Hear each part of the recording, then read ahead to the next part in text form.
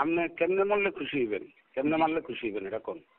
মারবেন জি আপনি যেমনে মরলে খুশি হইবেন, কেমনে মরলে খুশি হইবেন? কি আমরা এমনি গুলি করে মারলে না কল্লা কাটলে মারলে না এমনি ফিরিয়ে মারলে কেমনে খুশি হইবেন এটা কোন? আপনার বাসা কোথায়? আমার বাসা চাঁদপুর।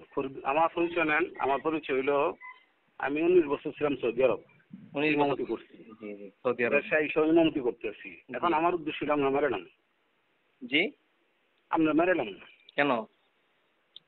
আমরা রাখতাম না। কেন? কেন রাখতাম না আপনি জানেন না? না, আমি তো জানি না।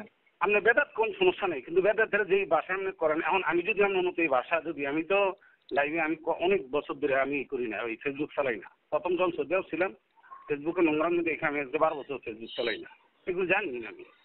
আচ্ছা ঠিক আছে, আমার কথা শুনেন, আমার একটা মিনিট কথা শুনেন। আপনি যেইভাবে করছেন, এখন যদি আমি নোংরামি আপনার মতো করি যে কোথাও যদি এই সমস্ত মাদ্রাসা বন্ধ, সমস্ত মাদ্রাসা এগুলি দেওয়া বন্ধ বা এইবার মাদ্রাসা পড়া বন্ধ, এই ধরনের এগুলি বন্ধ, তখন কি অবস্থা হইব?